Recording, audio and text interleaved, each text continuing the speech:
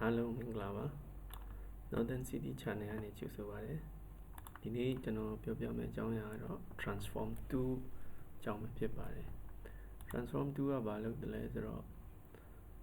အခုပုံတွေကိုနော်အခုကြည့်အောင်နော်ပုံတွေကိုtransform လုပ်တာဥပမာဒီမှာဆိုလို့ရှိရင်ဒီ$100ကိုဒီလိုအနေထားဖြစ်သွားအောင် transform လုပ်လိုက်တာနော်ဟိုရွဲ့သွားအောင်လှည့်သွားအောင်အခုဒီလိုပွင့်နေတဲ့ laptop ကိုဒီလိုပိတ်သွားအောင်ကျွန်တော်တို့ practice လုပ်မယ်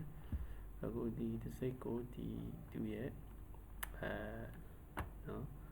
အသားပေါ်မှာကပ်ပေးလိုက်မယ် transform လုပ်ပြီးတော့အခုဒီလိုဖြစ်နေတဲ့ပုံအနေထားကိုဒီ pen လေးကိုဖြတ်ပြီးတော့ဒီလိုအနေထားနော် design လေးနည်းနည်းလေး change လိုက်တာအဲ့ဒါကိုဘယ်လိုလုပ်တယ်ဆိုတော့ကိုဒီမှာလက်တွေ့ကျွန်တော်တို့လှုပ်ဆောင်တော့မှာဖြစ်ပါတယ်ကဲစားလိုက်ကြအောင်နော်အခုဒါဆိုရင်ကျွန်တော် new international paper ယူလိုက်မယ်အခုဒီထဲမှာ background blank ရှိပါတယ်အဲ့ဒီမှာကိုကျွန်တော်တို့ပြောင်းခြင်းနဲ့ပုံတွေကို place option နဲ့ခေါ်လိုက်မယ်နော် place ဒါနဲ့ place နဲ့ open နဲ့ခွာခြားချက်ကပါလဲဆို open နဲ့ဖွင့်လို့ရှိရင်သူကဒီလိုနှစ်ဆင့်ဖြစ်သွားတာပါနော်ဒီကနေနောက်ချက်ပြန်ပြီးတော့ခေါ်ရတယ်ကဲလို့ place နဲ့ဆိုတော့ခေါ်စရာမလိုဘူးဒီမှာတန်းကနေရတခါရရောက်တော့ဆိုသူက new window ထပ်လာတော့ဒီမှာပဲတခါလေးဝင်တော့ဒါပေမဲ့ပြဿနာက place နဲ့ခေါ်တဲ့အခါတိုင်းဒီမှာ rasterize ဆိုတဲ့ option ကိုတော့ခောက်ပေးရတယ်ဆိုလိုချင်တာကဒီလိုမခောက်လို့ရှိရင် object ကိုကျွန်တော်တို့ဒီ capture လုပ်တာတော့ပြင်တာတော့လုပ်လို့မရအောင်ဆိုတော့ကျွန်တော်တို့အများအား place နဲ့ခေါ်တဲ့နော် object တိုင်းတပ်ပုံတွေတိုင်းကို rasterize လုပ်ဖို့မမေ့နဲ့ဆိုရင်အခုကျွန်တော်လိုအပ်တဲ့နော်ပုံတွေကိုခေါ်လိုက်အောင် rasterize လုပ်မယ် rasterize လုပ်ပြီးရင်ဘာလုပ်လို့ရမလဲအဲ့လိုဟုတ်ပြီနော်အခုဒီမှာ auto select layout ပြီးတော့ show transform control ဒီသုံးခုတော့အများအားခောက်ထားပြီးဖို့လိုပါတယ်ဒီကျွန်တော်လိုချင်တဲ့ပုံတွေခေါ်လိုက်မယ် place နဲ့$နဲ့ခေါ်မယ် okay now တပုံ place နဲ့ပဲခေါ်အောင်ဆိုရင်ဒီကောက်ကဒါခေါ်မယ်နော် okay ချုံဒီအရွယ်စားတော့ကိုယ်နဲ့နော်အဆင်ပြေလောက်ပဲချုံချဲလောက်ထားလို့ရပါတယ်ပေါ်တင်လိုက်မယ် place နောက်ဆုံး okay ဆိုရင်ကျွန်တော်တို့ဒီပုံတွေကိုလိုချင်တဲ့ကိုလိုချင်တဲ့အနေထားရအောင် transform လုပ်ကြဟုတ်ပြီနော်အခုမြင်တဲ့အတိုင်းပဲ place နဲ့ခေါ်ထားတဲ့အတွက်ကျန်တဲ့ပုံတွေအားလုံးကို rasterize okay ဆိုရင်ကျွန်တော်ကချက်လိုက်မယ်နော် space bar ပြီး alt P ပွားလိုက်မယ် alt P ထားမယ်နော်လိုချင်တဲ့လောက် okay ဒါတော့ကိုလိုချင်တဲ့လောက်ပွားလိုက်ပါ alt P ပြီးတော့ဒီ left click နဲ့ပဲ drag လုပ်လိုက်မယ်နော်ဆွဲလိုက်ပါဖိထားပြီးဆွဲရမယ်နော် drag လုပ်တယ်လို့ဆိုတော့ alt P ထားမယ် drag လုပ်မယ်ဆိုတော့အခုဒါတွေကိုဒီအနားလေးကိုခောက်လိုက်နော်ဒီ select လုပ်လိုက်လို့ရှိရင်ဒါမှမဟုတ်လို့ရှိရင်ဒီ edit ထဲမှာ transform ဆိုတာရှိတယ်ဒီကိုတွားလဲရတယ်ဒါမှမဟုတ်သူရဲ့ shortcut က shift control T နေလဲရတယ်ဟုတ်ပြီနော် scale ရှိတယ် rotate ရှိတယ် skew ရှိတယ် distort perspective wrap ဆိုတာရှိဆိုတော့ degree နဲ့လဲလို့ရတယ်ဟိုဘက်ဒီဘက်ချက်ချင်းအပြည့်လဲချင်း flip လုပ်တယ်လို့ခေါ်တယ် vertical flip horizontal flip ဆို horizontal flip ဟုတ်နော်ဟိုဘက်ဒီဘက်လဲတော့လို့vertical flip လုပ်ခြင်းတော့အဲ့လိုနော်အပေါ်အောက်ဒါပေမဲ့အခုကျွန်တော်ဒီတဲရပဲနော် right click ထောက်ဒီ take ကိုထောက်ပြီးတော့အခု scale ဆိုတာကခြုံချက်ကို scale လုပ်တယ်လို့ခေါ်ပါတယ် now rotate ဆိုတာတော့လဲလို့လောက်လဲလို့ရဆိုတော့ now တခု skew ဆိုတာစောင်းတယ်နော်လောက်စောင်းလဲအပေါ်အောက်စောင်းလားလို့တော့စောင်းလဲ skew လို့okay ဆိုတော့အဲ့လိုလေးစောင်းနော် okay so now တခုက distort ဆိုတာတော့ဒီ distort တဲ့ perspective ကနည်းနည်းလေးဆင်အောင်တွေ့ရမှာနော်ဆိုတော့ကိုပြဿနာကိုလိုချင်တဲ့အနေထားပုံကိုဒီကစားကြည့်လိုက်ပါဟုတ်ပြီသဘောပေါက်လာလိမ့် so now perspective ကတော့ 3D လို့ခေါ်တဲ့လမ်းပေါ်တို့နံရံပေါ်တို့နော်စလုံးတွေကိုကတ်တဲ့တပုံတွေကိုကတ်တဲ့အခါမှာ perspective ကတော့သုံးလို့ကောင်းပါတယ်ဟုတ်ပြီနော် perspective okay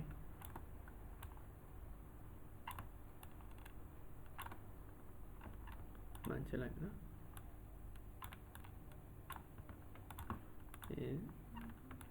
တခုကတော့ wrap လုပ်တာဒီ wrap ကဒီမှာလည်းရှိတယ်ဒါမှမဟုတ်ရင်ဒီတော့လည်းတော့ခောက်လို့ရတယ်နော်သူကခောက်ပြီးတာ wrap ဒီလိုက်ထက် okay နော်ဆိုတော့အခုမြင်ရတဲ့အတိုင်းပဲကိုလိုချင်တဲ့နော်ပုံစံလေးတွေခောက်တာတော့ကွေးတာတော့မျိုးပါလေမြင်တဲ့အတိုင်းပဲလိုချင်တဲ့ပုံစံဖြတ်သွားပြီဆိုရင်ထားလို့ရတယ်ဟုတ်ပြီနော် okay so နောက်တစ်ခုသွားအောင်အခုဒီ alter လေးဖြည့်ပြီးကျွန်တော်ပွားလိုက်မယ်သူလည်း alter လေးဖြည့်ပြီးတော့ပွားလိုက်မယ်နောက်ဆုံးသူလည်း alter လေးဖြည့်ပြီးတော့ mouse နဲ့ drag လုပ်ပြီးပွားလိုက် okay ဒါဆိုရင်သူခောက်ထားပါခောက်ပြီးရင်ဒီမှာကျွန်တော်တို့ lasso tool တွေရှိပါတယ်ဒီတဲ့ကိုကြိုက်နေတဲ့ tool နဲ့တော့ဖြတ်လို့select လုပ်ပြီးလို့ရတယ်နော် so polygonal lasso tool ဒုတိယ tool ကိုကျွန်တော်ယူလိုက်မယ်ပြီးရင် okay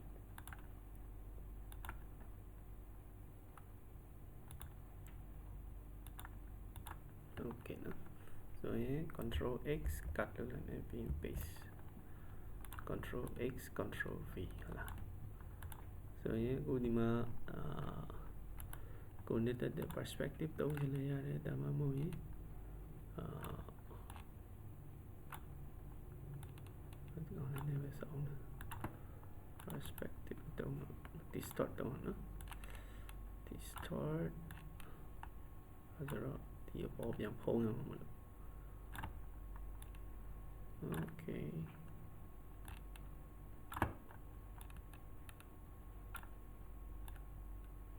okay အပြည့်ဖုံးလိုက်လေရတယ်မဖုံးချင်လည်းဒီလိုဟာထားလိုက်ရတယ်ဟုတ်ပြီနော်ဆိုရင်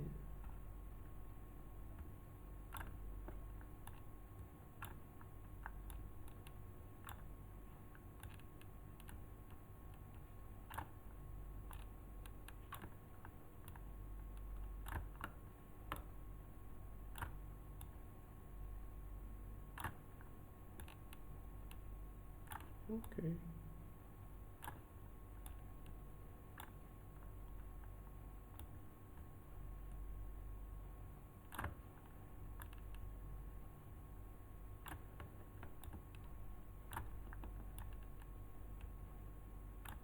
နော်ဆိုရင်ဒါဖုံးလိုက်တဲ့အနေထားကိုကျွန်တော်တို့ရဒီအနေထားနဲ့ဒီလိုလုပ်လိုက်တာဖြစ်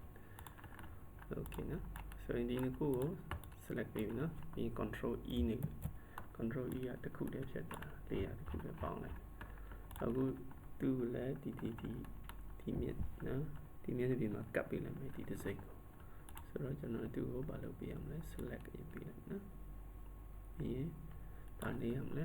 control x cut လုပ်မယ်ပြီး control v paste ပြန်လုပ်ပြီးရင်ဟုတ်သူလည်းဆိုတော့သုံးတဲ့ distort ပဲပြန်သုံးနော်ဒါမှမဟုတ် perspective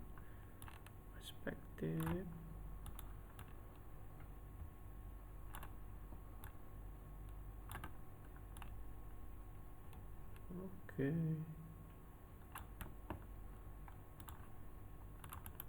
distort never see you no distort okay so no fit it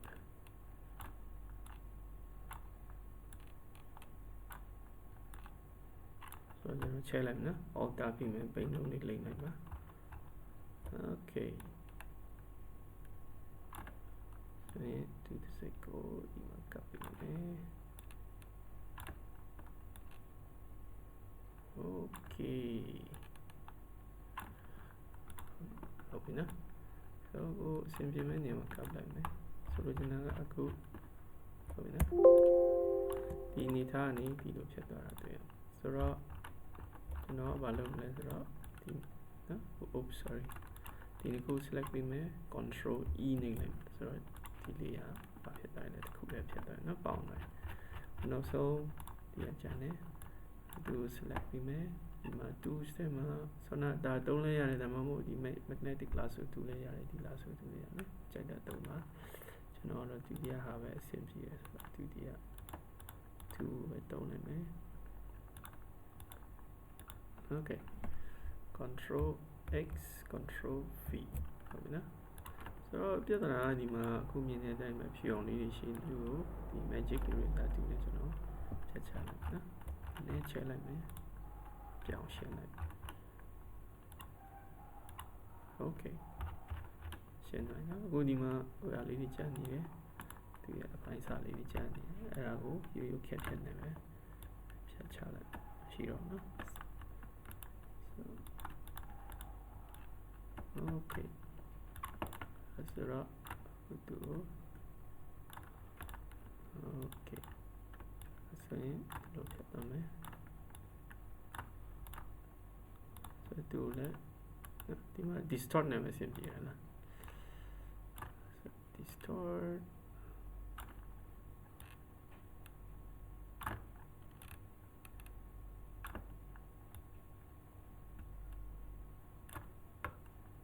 okay နော်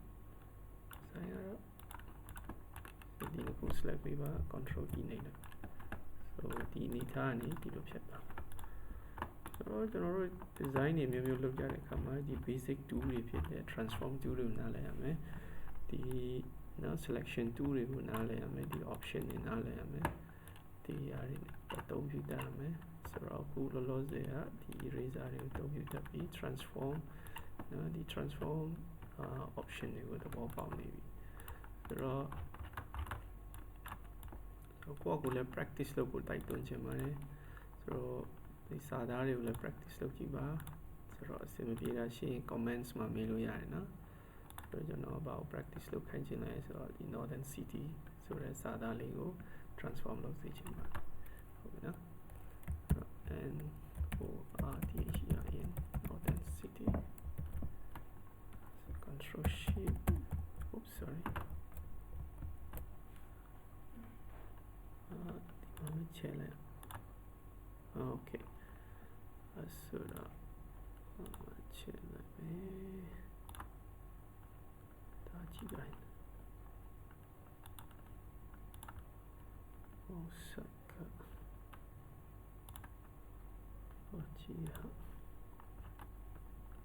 okay တရားလေးပဲလုပ်ရမယ်နော်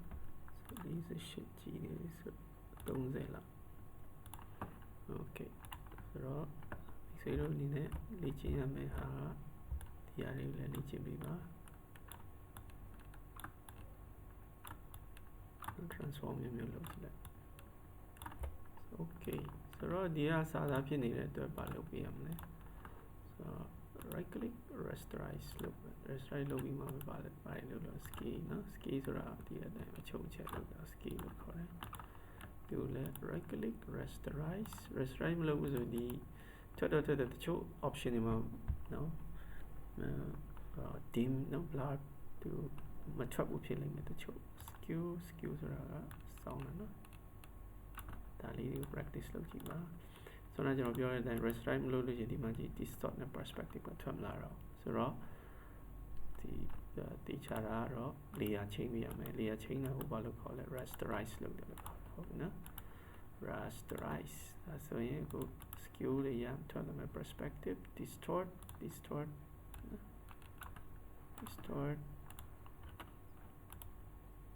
rasterize ဆိုရင်ဘာလို့လို့ရ perspective နာယနေမှာစာရေးမယ်လမ်းမပေါ်မှာစာရေးမယ်အဲ့ဒါနော် perspective ဆောင်းတာဆိုတော့ဒီစာသားတွေကိုလည်းအမျိုးမျိုး practice လုပ်ဖို့တိုက်တွန်းချင်ပါတယ်ဒီကျွန်တော်တို့ရဲ့ Northern City Channel ကို like and subscribe လုပ်ဖို့ထပ်မံတိုက်တွန်းချင်ပါတယ်အားလုံးကိုကျေးဇူးတင်ပါတယ်